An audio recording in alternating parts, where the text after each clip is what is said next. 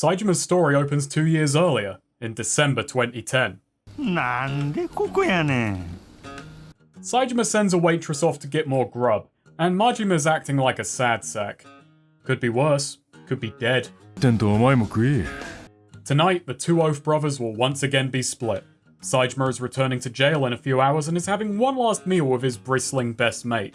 Majima's glumness leads to Saejima making a tripe speech. Sorry, a speech about tripe. This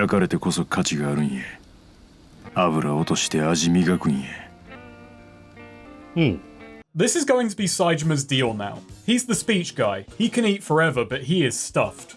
With wisdom. In 4, he had a lot of speeches, but they tended to either come at a dramatically appropriate time or give us a key insight into his life or his strife. With basically his entire backstory resolved in his introductory game, this aspect of him is less propped up and more played out. Far less of these speeches will work or are delivered to the right people. We're okay for now. He shouldn't have to cheer up his bro on a night like this, but Majima's being a strop.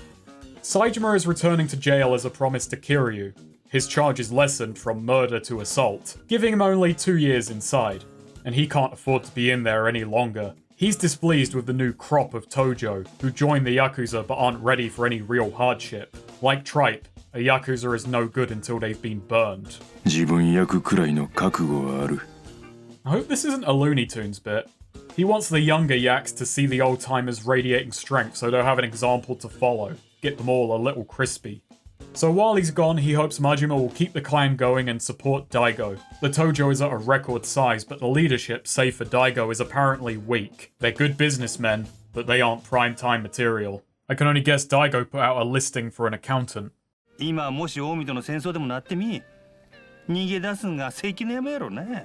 This small section before Saejima goes to prison is amusing in an odd way. Besides the dramatic irony piled higher than the food, it takes place just months after 4, but it feels years removed. Daigo got wrecked on a rooftop, the commissioner's dead, the Ueno Seiwa dissolved, and the Tojo should still be having money troubles. I mean, they were already at record size and struggling, but the whole paradigm seems to have already shifted, and the issue is the quality of the men, not their paychecks. Maybe Daigo asked that no one mention how embarrassing the last year has been for him. I wonder if Majima's still feeling a little raw over the whole betrayal. Yosha! Hona ore mo hara ippai kuutoku ka? Huh? Hayota bento moe kasu ni natte mau yaru ga. Ikura gomi yūte mo kasu ni natte moutara imi nai nen de. Kusa. Hito ga sekkaku yaruki ni nattaっちゅうのに. The two agree to meet at the batting centre later, while Majima says a few more goodbyes. Stopping in at Serena, Date works hard not to put Saejima's mind at ease, reminding him of the tenuous balance of power between Omi and Tojo, that if the scales tip even a little, it'll be hell for everyone. Oh, and by the way, times are volatile. Saejima has another reason why he's going back behind bars. To tidy his affairs and make a show of dedication to the other higher-ups. He's headed for a captaincy position. He needs to demonstrate that he's not just coasting off of Majima's position and a former chairman's backing. I do have to wonder if Kiryu floated his re-imprisonment before or after the ceremony. I hope Saejima doesn't have men in his family who've just been placed under an absent patriarch. Oh well, off to the batting centre.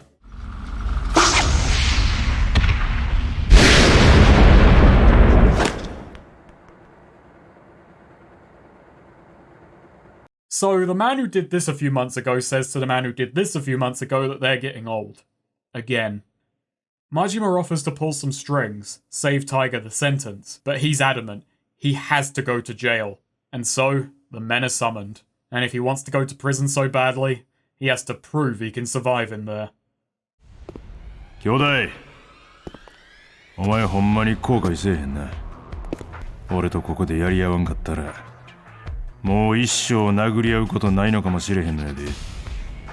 Piled so much higher than the food, and the mountain of bodies we're about to create. Saejima at least starts off pretty bloody powerful this time. He's much more flexible in movement and with an increase to his speed. The ability to reorient mid-throw makes managing crowds a lot easier from the off. You can tell the game is confident about Saejima's power because, well, we're minutes in and this is the fight. His big new ability is Taiga Puppetry, and, well, really there's nothing much new about it.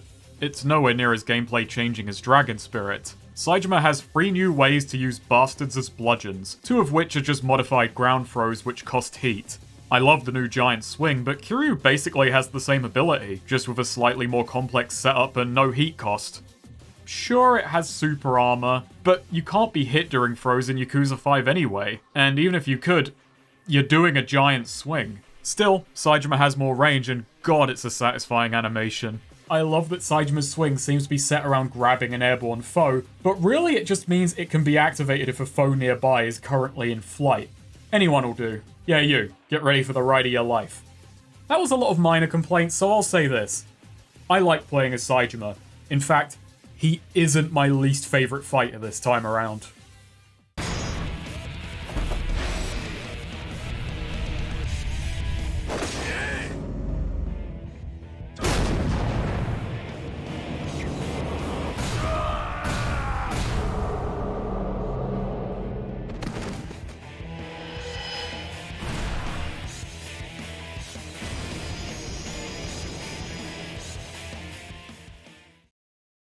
Yeah, I'd say that's worthy of an assault charge. Bet your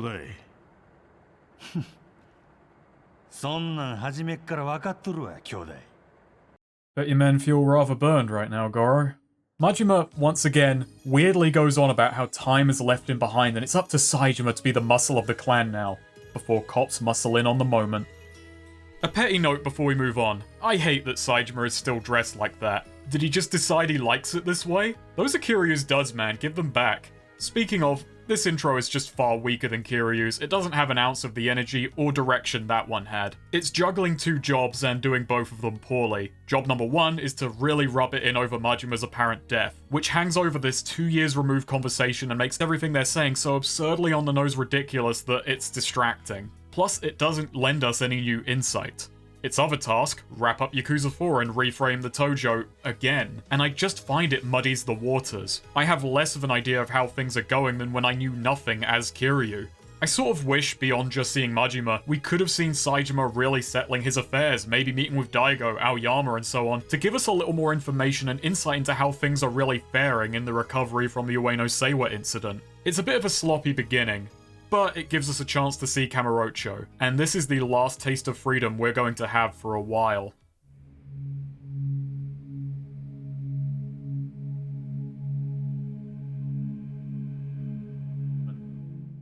First off, the positives.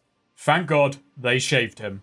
I don't know why he looks so much younger. Maybe he got Yasuko's leftover years. Maybe Majima ironed him. 2. Abashiri Prison is a pretty interesting place, though you wouldn't know it from Yakuza 5. Okay, that's the positives. I mentioned in Yakuza 4 that Saejima's portion was a much-needed dose of energy and emotion to break up info dumps, and I was surprised by how entertaining and economical the prison break was. It set up everything in good time and didn't get too bogged down. This game won't do that.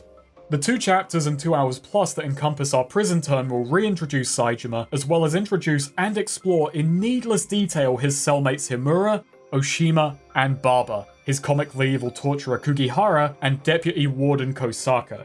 The only ones who matter in here are Taiga and the little boy. But everyone gets a turn in the spotlight, and the bad news is, most every other character puts Baba in the corner. They are all more interesting than him. I wish it did focus in on the relationship between these two, since Baba will be a driving force, but instead it flips between the motivations of an entire ensemble rather than using the extended cast to add to the dynamic of the leads. I didn't think I'd miss the simplicity of Saito, but hey ho, here we go. Not that I could be certain that focus would even help.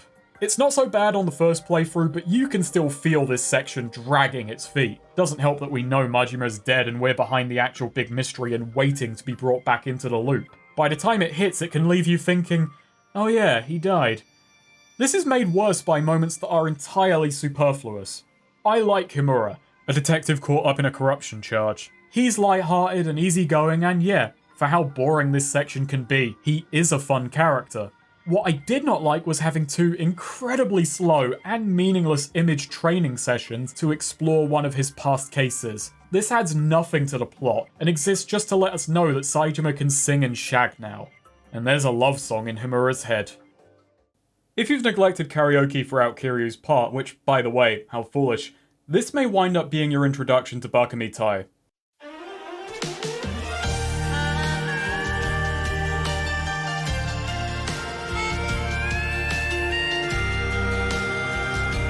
聞いてください。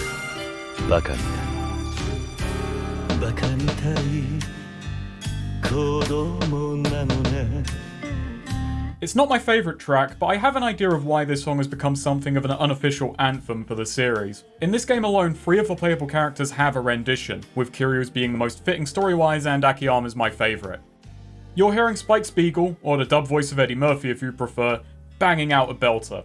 Simply put, it's a song of forlorn regret, looking back at the past and seeing with painful hindsight all of the mistakes made, but the biggest one of all was running away. It's applicable enough to each Yakuza character in some fashion that it can stick around as long as it has. It's quite sappy, but effectively emotional if you buy into it. And then...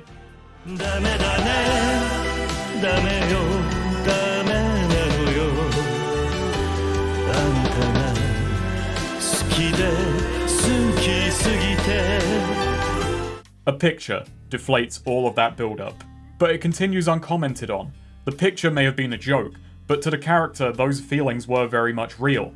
That is the Yakuza experience, the essence of Yakuza, if you will. A wonderful juggling of emotions that seem contradictory on the surface, but are often really not. It is honest in its emotional beats and stands by them, but isn't afraid to make light of its characters or have fun along the way.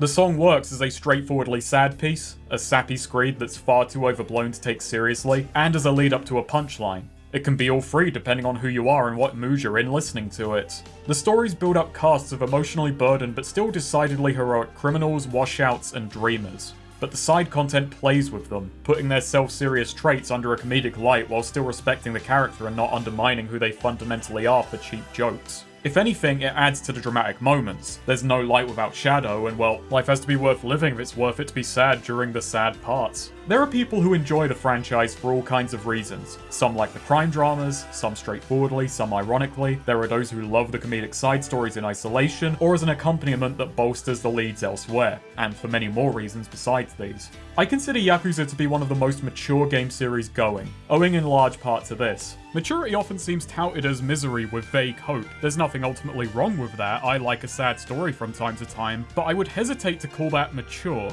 Maturity is understanding that the world can indeed be tough, but being capable of letting your guard down when the time is right. To have fun and try and help out even when the going is tough. To understand that the ability to enjoy yourself, to make light and be merry, doesn't mean you can't treat the serious aspects of life with their due respect. With every Yakuza character, I buy why they keep fighting on. Because they don't seem, at their core, absolutely miserable. They can go away and have fun and try to help other people and still see the bright aspects of life. As that crazy sucker Lewis said, when I was 10, I read fairy tales in secret and would have been ashamed if I was found to be doing so. When I became a man, I put away childish things, including the fear of childishness and the desire to be very grown up. I failed myself by taking this long to mention Ryosuke Horii. He directed Like a Dragon, but had been working his way up the ladder of the series since 2. His effect on Yakuza can't be understated. You'll notice he wrote the lyrics to most of the karaoke tracks and has been instrumental in increasing the scope of side content. Substories, and in this game side stories, were his department, along with many of the minigames. The man is, in my opinion, a master of juggling tones in a way that makes each of them more meaningful, appealing to both joy and melancholy by letting them run side by side. Baka Mitai encapsulates this in miniature. It's a song for everyone in and out of the game. It's still not my favourite, but I get at least some of the reasons why it became the meme song, which is nothing to do with whatever I said, actually. It got in everyone's head though, not just Himura's. Hostesses have seen some changes. They're a lot cheaper now. 200,000 yen should see you max out affection through a combination of charm, alcohol, and fruit platters. I mean, assuming you can stomach watching this terrifying cutscene, which we have actually seen before, but I totally forgot about it. That whole minigame is just gone from my head. This time around, hostesses are fully voice acted, and they've removed that weird bit where you have to stare at the right part of them. Each character also has just one hostess to date. Since each town has just one girl, they go a lot deeper into local cultures, customs, and accents. 私は北海道生まれ、北海道育ちですよ。そうそう、どさんこ。That voice acting, it's doing more than just upping the presentation, it's educational. It's a good way to frame a lot of the tourism and learn a little bit more about different parts of the country. Also, they play into karaoke. Somehow I never mentioned that. Oh yeah, we're in prison. I'm going to compress these 2 hours down a lot since very little of it actually matters. So, Kukihara and his lads torture Saejima, who doesn't fight back because he wants out of here sharpish. Kosaka is wise to this and asks why he doesn't defend himself. The man hates Yakuza and is likely going to stave off Saejima's parole regardless of good behaviour. Baba, a Yakuza 10 years into a murder charge and years old, comes to Saejima for advice because his own parole is coming up and he's scared about having to go to middle school. His cellmates tell him to confront the outside world and Saejima gives him a speech, so he endeavours to gain parole and escape another one. On the day of his hearing, he's framed by Kukihara's crew. Soda Detective, the Captain, and Oshima, who turns out to be the legendary thief businessman Heihachiro, work together to prove his innocence. Hijinks ensue, like Saejima mauling Kukihara, giving him exactly what he wants, his job being to keep Saejima locked up for as long as possible. Kosaka, surprisingly, asks why Saejima fought back, then reveals a letter of expulsion. Saejima's out of the dojo, and he seems oddly at peace with the whole thing. Kosaka now wants to help the man get out, seeing as he won't be returning to the clan, but Saejima wishes to serve his entire term. Upon returning to his cell, we finally catch up with Kiryu's story.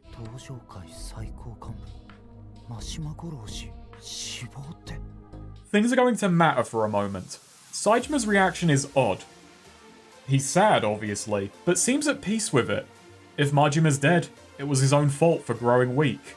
Saejima's outlook on death has changed a lot. He treats life as something that has to be fought for at all times, and in the process, you have to live free. In choosing to remain in jail close to people he cares about, he is staying true to that ideal.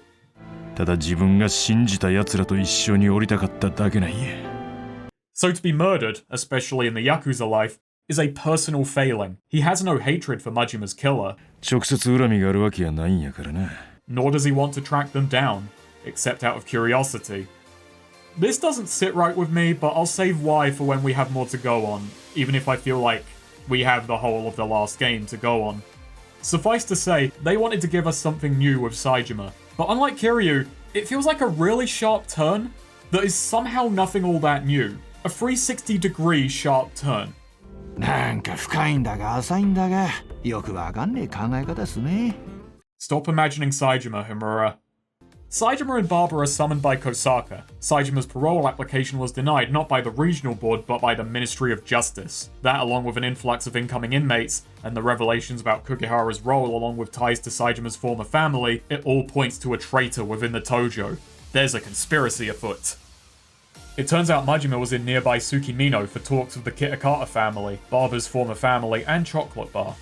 But at the meet he was gunned down, presumably by Chairman Daizo Kitakata. The warden was murdered at Sapporo Airport, and the deputy warden here is certain the new inmates are coming to kill Saejima. He's letting these two spring tonight on the promise we uncover the truth of what's happening. It's a little absurd, but Kosaka says his duty is to ensure the safety of people under his care, and this is the only move he has left if he's to stay true to himself. The prison break lasts all of a couple very large brawls against inmates.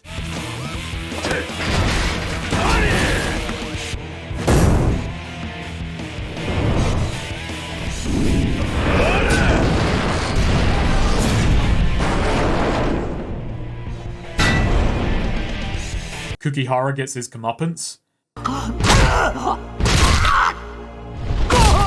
Then Saejima and Son set off on a snowmobile. Each part varies greatly in how much I enjoy it, how much meat I feel is there, how well paced it is, and how much I like the cast. And part 2 opens with a 2-hour prison segment which does little to serve the larger narrative and drags its feet at every turn. It's really something. Yakuza 5 occasionally tries to flex its scale. Part 2 is when it pops a beer gut. It also doesn't help that I just can't bring myself to care about Baba, while Saejima immediately treats him like a brother. I get what he's about. Baba is a way for Saejima to exposit his view on the world to someone who is going through the same trial that he did all those years ago. I also don't dislike Baba, I just find him dull. It's going somewhere with him, and I'll dislike him then, but at least he'll be funny, and at least disliking someone means you kinda have to care. I'm saying this and it probably sounds like this part is over. It isn't. We're only halfway there. If anything can stand for Yakuza 5's sheer power, it's the fact there is a snowmobile game with unique gameplay, music, which I've replaced like a prick, and admittedly simple assets just thrown in here. I mean, hell, the whole thing is simple. Kinda like the boat chase in 4, but still crazy. Even crazier because we've already seen so much more variety, and by now the game is just showing off. This mode of play happens just once more, and you have to seek it out. It's easy, but it's fun. And at the end, Barber starts taking on that funny side I promised.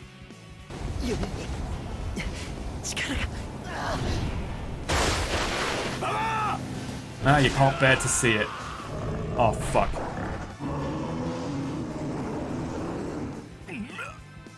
Now, this fight is a bit dodgy, but I can't exactly block a bear. Still, the hitboxes are wonky and the hits are repetitive. Animal fights are, again, a bit more style than substance, and our boy Taiga taking on a bear is great for that much.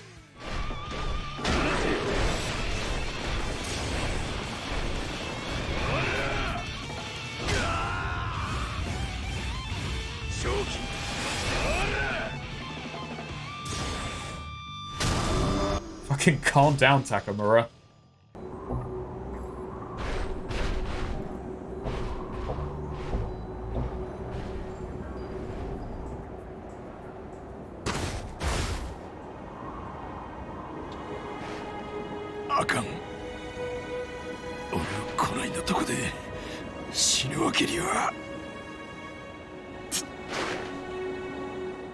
Saejima awakens in the hut of Hunter Okudera. The old man tells him to rest, but he won't lie down while Barber is still out there. Okudera stops him, saying he'll find his friend.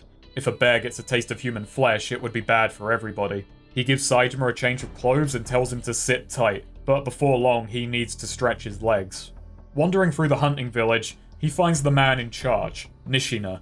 Upon learning Okudera went out to hunt the big bear Yamauroshi, he runs off to warn the others. And this makes Saejima want to get out there and find Barber even more. What follows our 2 hours in prison is an interminably dull hour-long hunting tutorial. Over several trips, we're taught to hunt, shoot, and trap.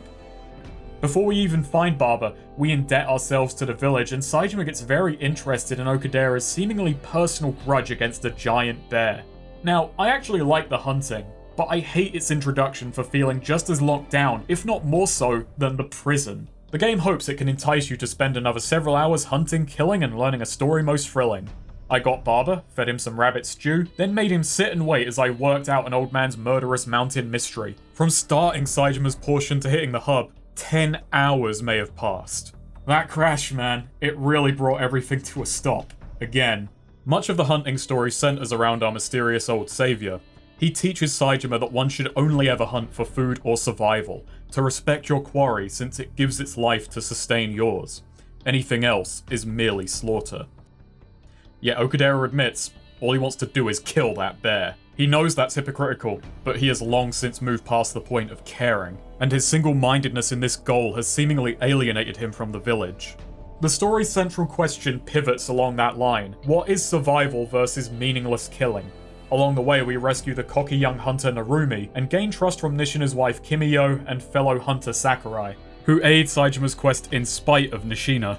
We learn he has his reasons. The village used to be quite well off, until new hunting laws that were meant to restrict hunting to traditional communities like theirs led to a wave of outsiders coming in for one last hunt. The mountain scared them off, but the orders for furs kept coming in. Tempted by the influx of wealth, the villagers nearly ruined the local ecosystem. Then, seemingly out of nowhere, the bear appeared.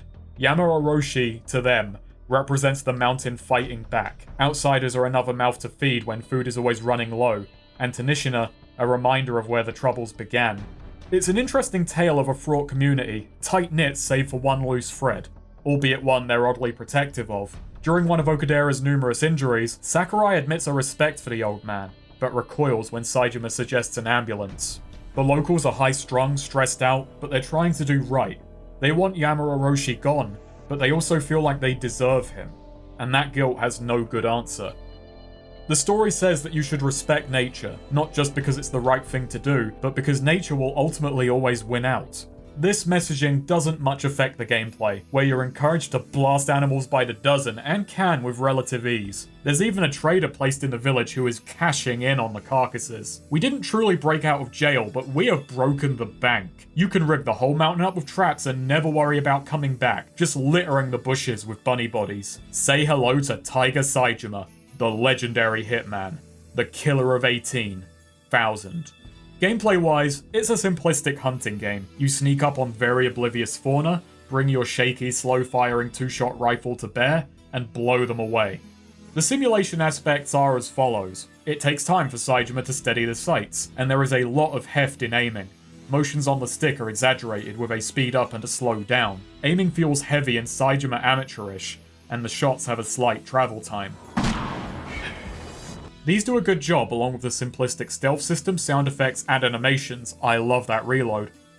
Of making each landed shot feel like you put in the effort to bag your prey. Even though it's easy to get a grip on and repetitive, it asks skill and thoughtfulness of the player without overburdening them. It got boring on the tail end of the trail, but again, for the optional time it asks, it's not so steep. Only bears can wind up posing a danger, having a sort of bull rush boss approach that is still very easy to stop dead. But due to the aiming shakiness, manages to remain intimidating. I always doubted if I'd land the shot, even if I rarely missed. Oh dear. After you've alerted the animals, you wander to the next zone, separated by a corridor, and hope the game has spawned something good over yonder. And much like Kiryu, you may wind up doing a few laps of the place. There's a natural time limit in the form of your health. The game wants to pretend to be one of scarcity. It says I can only bring so much, but then doesn't stop me from teleporting non-essentials to the item box, and as for meat, well, it's good right now. Fresh. There's also the abundance of Jizo statues and rebuildable lodges that top up Saejima's freakish health bar. You can be up here more or less indefinitely, and warp valuables to the item box from the middle of nowhere. I said nature always wins out, but Saejima is a force of nature. It's a draw. A draw on the purse strings. The story does a good job making the mountains seem imposing. Many of Saejima's early expeditions wind up requiring rescue as he doesn't understand the number of ways nature can turn on him. He is repeatedly humbled and finds himself feeling more and more indebted to the people who trouble themselves to help him.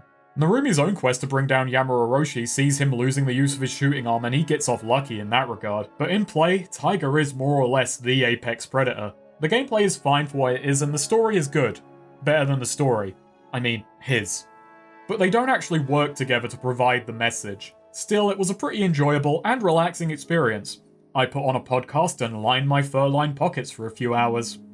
The only scratch I got, I could spend in town. Eventually, after enough dead animals, a few hardships and some tracking rounds courtesy of Narumi, we zero in on the giant bear. Okudera runs off on his own and gets injured for the 5th time, and while he's recovering, we're told the truth. This man is not Okudera, but an escaped convict named Sato, rescued from the mountain by the real Okudera 10 years earlier. The two started hunting together until Okudera went mysteriously missing and Sato took his name. This new Okudera then saved the village during a bear attack 9 years ago. The reason the villagers kept him at arm's length is because they don't want to turn in the person who saved them, who during the fur rush continued to hunt humbly and honestly, not for money, but to survive. He's not to blame for Yamauroshi, but he saved the village without asking, and while they sit stewing in guilt, he continues to pursue the bear relentlessly. So Saejima, about to go and attempt to take down the bear for good, confesses that he too is an escaped convict, and Nishina says that the village can't help him any further. It's the only way to protect both of them. To which Saejima agrees. We go to confront the bear, and while the rifle fails to make a dent, Saejima's guns do the job just fine.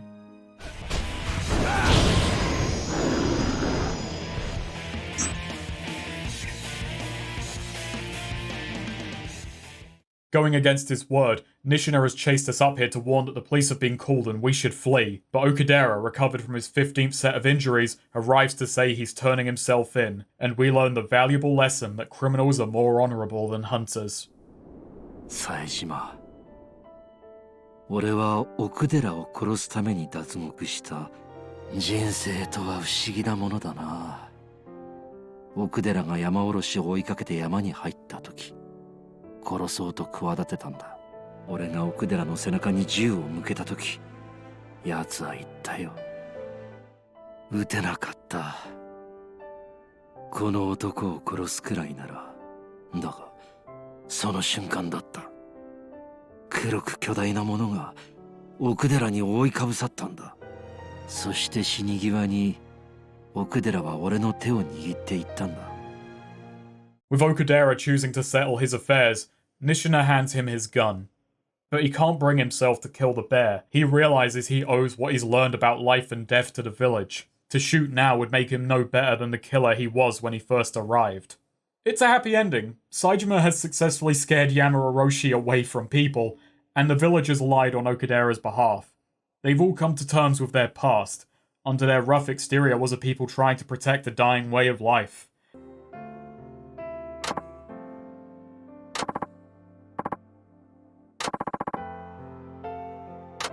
And, I made out of it pretty well. Let's blow this joint, Barber. So what happened in prison? Majima got executed. Himura imagined Saejima blasting into a hole. Lupin the turd. Oh well.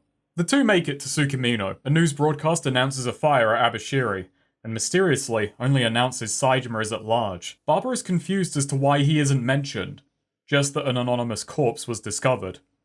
The two sneak to Polaris, an old bar Barber used to frequent, and settle in to plan their next move. Wait, is he allowed to drink?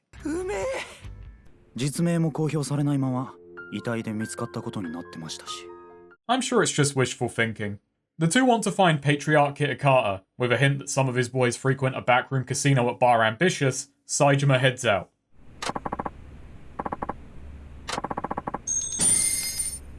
Cheers. But first, right outside, I see a path towards true power. And his name is Tatsuya. Every character can run into this guy. He's a celebrity chef touring the country looking for regional dishes to inspire his own recipes and help out restaurants. This is a really cool dash of spice. You have to find free independent eateries specializing in local food. It gets you thinking about the location a little bit more and learning about the food along the way. Then when you report to Tatsuya, he gives advice on how to better appreciate the food you're eating. And this unlocks status buffs, more damage, propping up the heat bar, and how do you maintain access to these buffs? An entire second health bar, only fillable at eateries.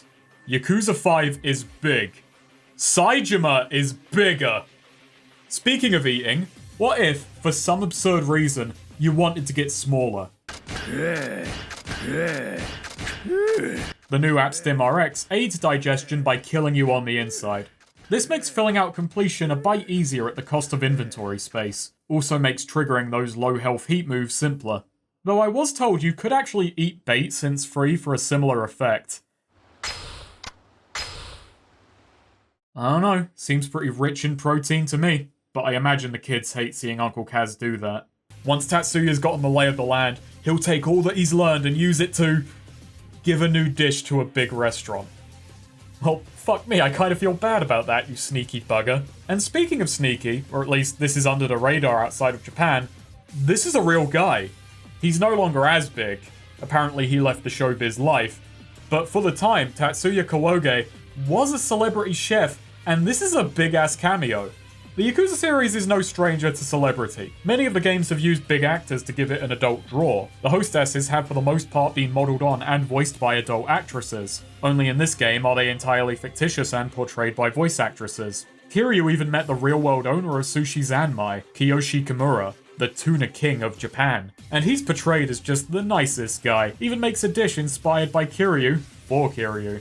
Celebrity is different the world over, and I can only really view celebrity cameos from my own perspective, which is to say a pretty standard Western one.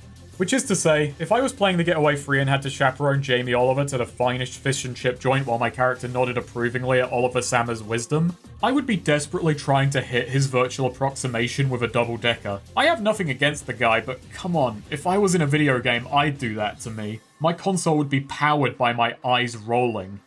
How people in Japan took this? Well, I'd guess that like much of the world, some cared, some recoiled, most got on with their lives. Not a very exciting conclusion for a video to draw, but people tend to be pretty varied. I'm taking it as a bonus that I didn't recognize anyone besides actors. And this isn't the last time this thing is going to happen. Anyway, sorry, back to Saejima. And I know we only just got here, but we need to head back to the mountains. Believe it or not, he's still only half-baked. He can get more burned. Up there, we meet Tendo, an old hermit who says that if we want wisdom and power from the gods, we need to make offerings. He gives cryptic hints about the items we need to hunt. Ah, hunting. Really, this is more noteworthy for being one of the few times throughout the series we can combine items. The phone may have made Saejima's revelation lazy, but the woodwork still works. So with each offering,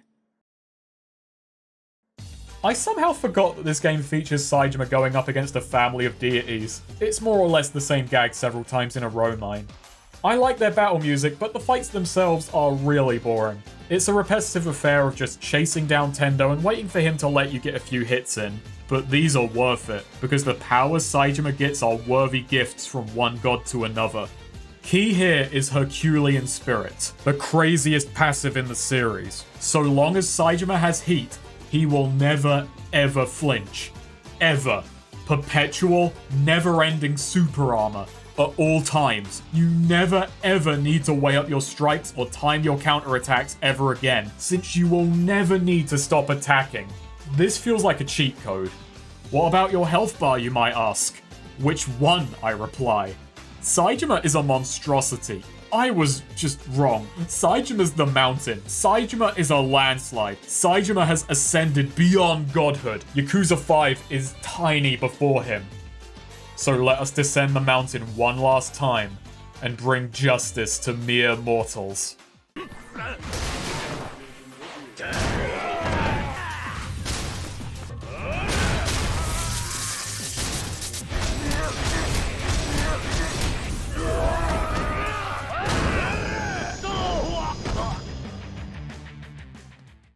Okay, let's calm it down.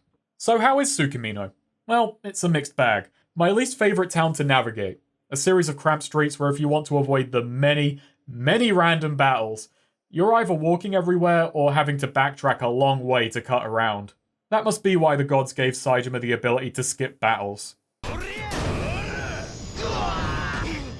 Still, it's filled with interruptions, and there are precious few interesting ways to get where you need to go.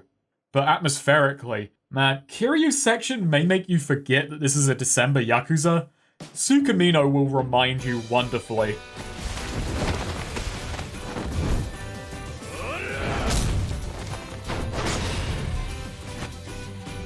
Jesus Christ, calm down, Saejima. In Evening Light, this hub is gorgeous. Saejima gets roped into playing Saint Nick to hunt down a group of young Santa-hunting punks and winds up bringing joy to every child in the process. We have to help a mapper lay out the wonderful snow festival and, Haruka, something's weird about this one.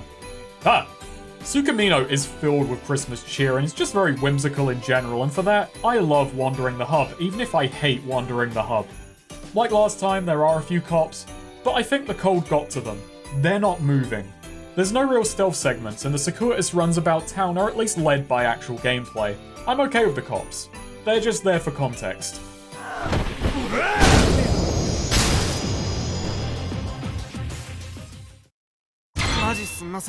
Excuse me, officer. We get substories to more or less substantiate the backstories of our two more interesting cellmates. An exploration of the police's ruined reputation following Himura's corruption charges, and another cop who wasted their career trying to capture businessman Heihachiro, and the very day he had him dead to rights, the man turned himself in. Fucking ouch. The last thing Oshima stole was this guy's win.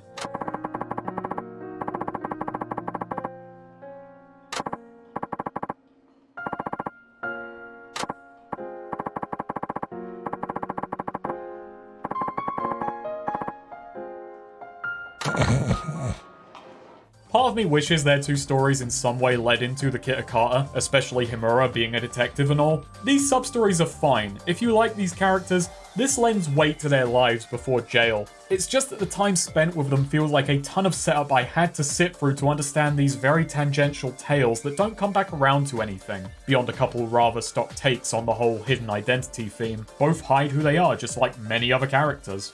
Saejima also gets a retelling of the little matchstick girl, with him aiding a little kid trying to save up money to get a present for their busy mother. Saejima's very sweet in these sub-stories. His wisdom feels a little reined in and more down-to-earth, applicable. While he was nice if gruff in the last game, he has softened greatly. It's funny how he does less to maintain a distance from people than Kiryu given the circumstances. Luckily no one recognizes him. While every Yakuza character has a kind streak, what I liked about Saejima in 4 was his relative bluntness. Compared to Kiryu, he tended to tackle problems even more directly. His words were less careful, he had an impatience about him.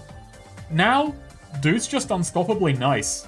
On top of being just plain old unstoppable. In most cases.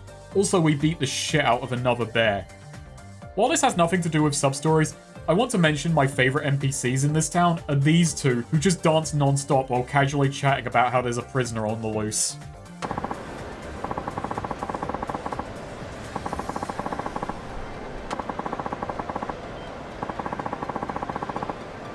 Saejima, while hiding from the cops, winds up bumbling into a snowball fight, and decides to kill some time and put those hunting skills to the test against the deadliest prey.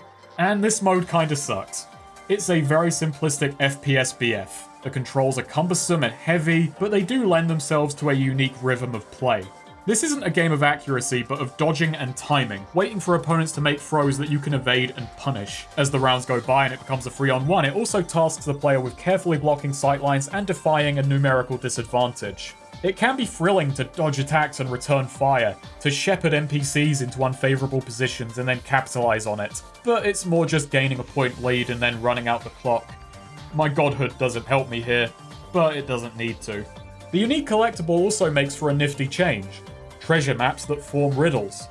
The rewards are once again far weaker than locker keys for far greater effort, but it does add to the festive vibe, even if I'm not sure which Christmas event gives out brick shitter beers for participation. So we've got just one story chapter in Tsukimino, and it is very lopsided. I find myself wanting to like it. It's doing a lot of things I love the Yakuza stories for, but the beats, the messages, and their delivery are lacking. Let's begin. The first port of call is getting into the backroom casino of Ambitious. True to its name, you have to really want it to get in there. The bartender feigns ignorance, and for pool or pay, a patron will part with pertinent particulars. After a police raid, they started asking for a membership card. First step is finding a homeless guy. He knows what's up. The hunt for the past is a small series of things that aren't quite puzzles because every step tells you the solution, but it serves as an excuse to actually explore the space. Seeing as how little time is actually spent in Tsukimino, any player ignoring side content would otherwise just wind up spending no time here at all. When I first played the game many years ago, this was probably where I spent the longest, even though story-wise, this story has the least screen time and stuff to do. I think it's down to the fact that after the prison and the village, you'd think things would pick up here, but the immediate objectives are busy work that don't feel very exciting to do, and that makes it hard to care. It took ages to just get over that boredom and press on. That bad first impression kept me in this town for a while. Upon getting into the casino, Saejima overhears 3 of the Kitakata crew talking about their boss's role in the upcoming Snow Festival, how he's a powerful figure who drummed up sponsors to keep the annual festival going. He hates stuffed shirt events, but he'll be there. Saejima walks over and asks if he can talk to their boss about his dead bro. The 3 goons rightfully think he's a Tojo hitman. I mean, hey, he's dumb enough. And so Saejima has to maul them. Ah, the hunter has become the hunted. By the way, love the music video for that song. Back at Polaris, the two talk about how they'll get to Kitakata. Saejima shoots down exactly 2 ideas before deciding, all we can do is kidnap him from the festival. Barber, to his credit, points out how stupid a plan it is, but Saejima insists it's the only option left, damn it! So he's in.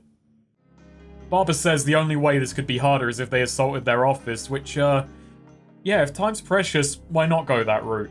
I know why Barber wouldn't suggest it. Saejima, on the other hand, surprised he didn't think of it himself, right away, and maybe even ask Barber to use his apparent connections to them to get through the door. In any other series, Barber's incredulity would not get any comment from me, but he's making a fine point in the wrong franchise. It seems just as likely they'd get sent back to Abashiri after a broad daylight kidnapping at a public venue. The Kitakata are a well-loved 4-finger family. The current patriarch is a 3rd-generation leader. They've got deep roots in the community and have chased off other gangs before. Even the mayor gets on with the chairman. All said, these guys have it together better than the Tojo. It's unlikely for a number of reasons that Majima was killed senselessly. The next morning, the two split up and stake out the site.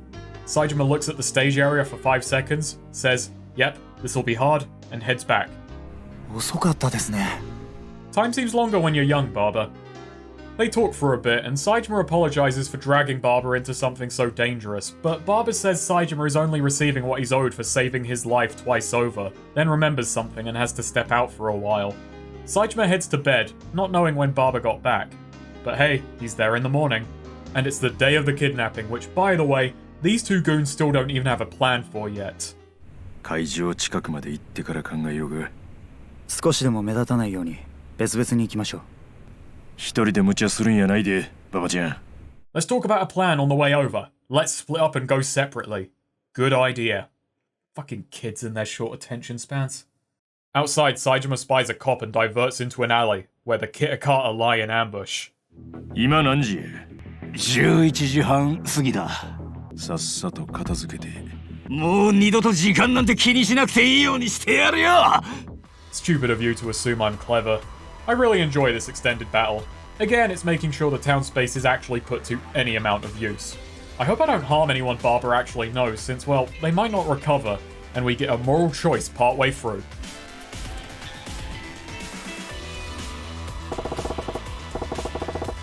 I've put both on, but really, there's only one correct option. Ho ho ho, the only stocking you're getting this Christmas is a catheter. I'll give Yakuza 5 this. It does give you a lot more gameplay as part of the narrative. More fights, extended battle sequences, chases, attempts to massage the other modes of play into the narrative to make the experience more varied. Yakuza 4, when ran through as a purely story experience, which it's not meant to be, can be a little anemic. 5 is not. It's not always for the best, but it is an improvement.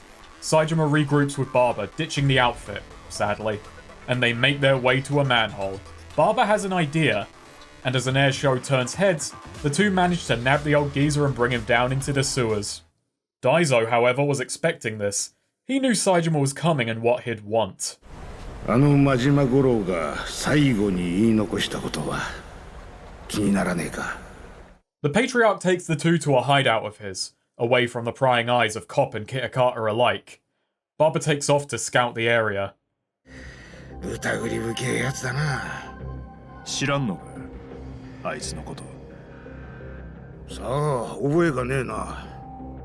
Let's not talk about that. Or the fact Daizo hasn't even acknowledged Baba. Anyway, Kit Kat and Shitbrain have side chat. He's surprised by how easygoing Saejima is, but realizes he should have expected as much from Majima's oath brother, who, by the way, he did not kill. Saejima has a hard time believing this, thinking they clashed after a bad offer, but Kitakata reveals this wasn't the case. They weren't being coerced under the Tojo umbrella, but were being offered an equal alliance. Kitakata was raring to go ahead with this. However, at their next meeting, Majima dejectedly told him not to take the deal, that something shady was going on and to ally with the Tojo would be playing into some puppet master's hands.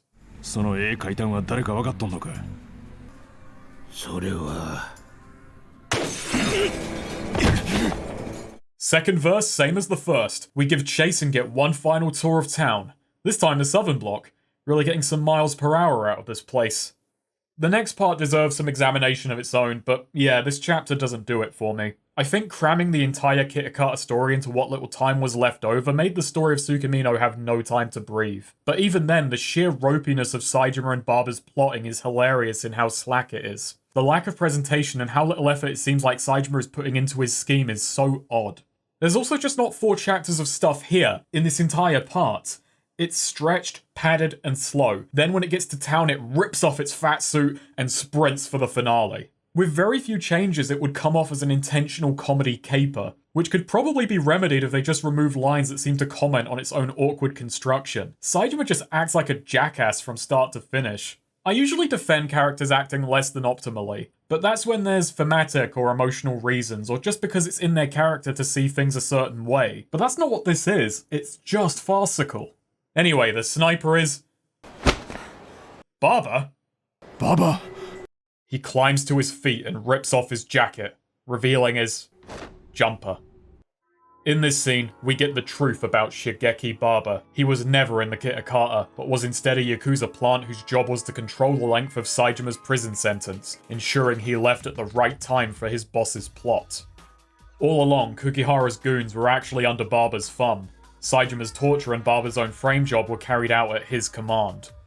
The murder of Majima was a signal to incite Saejima into wanting to break out.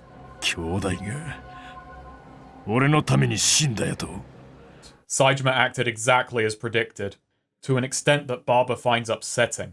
こんなことになるんなら、あん時雪山で死んどきゃよかった。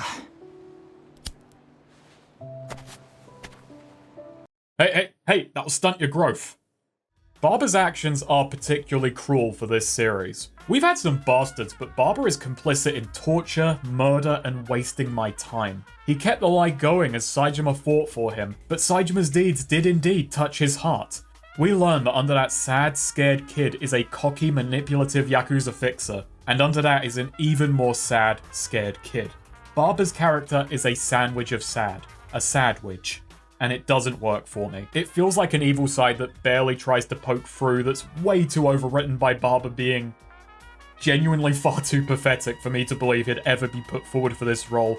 There's a line between the facade, who he was pretending to be, and who he really is that is just way too ill-defined. And it's because everything about him is so boring. There's little progression to Barber's treachery, just some really shitty hints that he's not what he seems. Maybe this means he is a good spy, but he's also a very tedious and fuzzy character. There are some reveals later on that I think you're meant to draw a line back to Barber from and realize how much Saejima has done for him, as well as parallels with the game's villain and other such things. But those come about with 5 minutes of runtime left, and Barber's role in the story is over and done with. Replaying the story with that knowledge also does little to take Barber out of the crib. He is hands down one of my least favorite characters in the whole series. But this does give Saejima a chance to prove how steadfast he is to his ideals. When Saejima asks who Barber's boss baby really is, Barber says he'd have to kill Saejima if he knew and die himself if he told.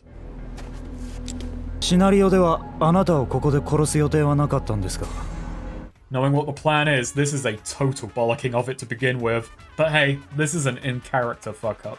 Barber can't bring himself to shoot, which leads to Saejima yelling at him not to hesitate, breaking Barber's resolve.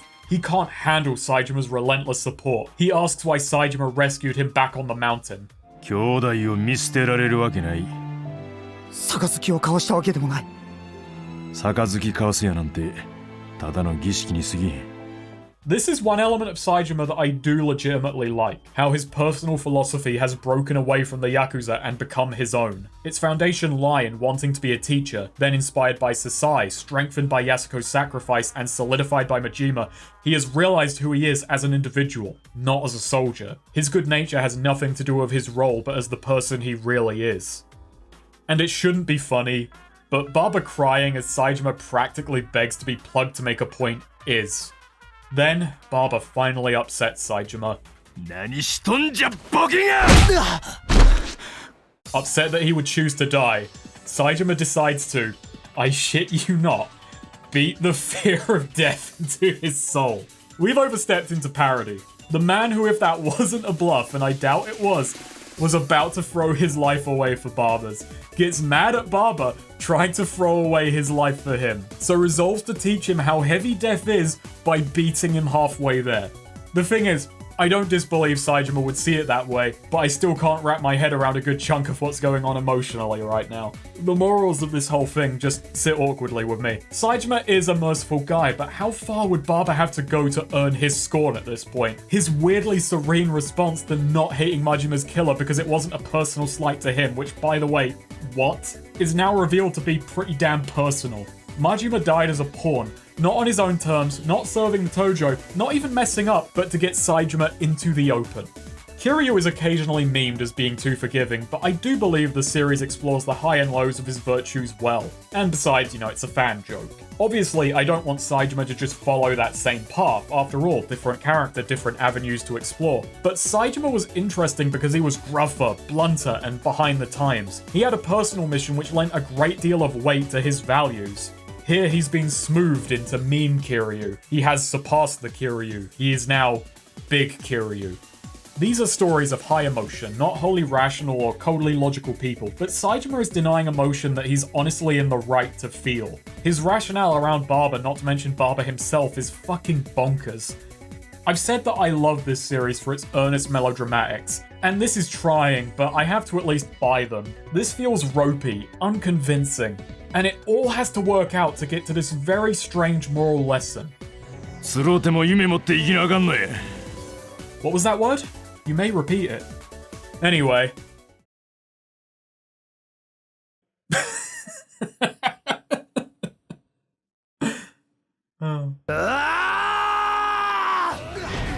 I'm pretty sure after this I wouldn't fear death.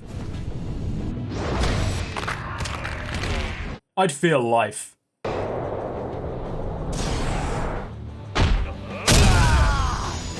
Fucking love that heat finish. Just shut right down. So, brain broken and spirit bent, back into shape, the two share a smoke. 聞かないんですか?あなたをこんなことに巻き込んだ。もうええわ。 Sure, why not? And I guess he doesn't care about that killer, or knowing Goro's last gasps. I mean, hey, he thinks Majima might be alive. I'm glad to confirm there are sequels. I've played them. Baba asks to be let go, saying they'll reunite when he's fulfilled his dream, and so do two leads of Part 2 part. That's when Saejima is cornered by Serizawa, flanked by goons.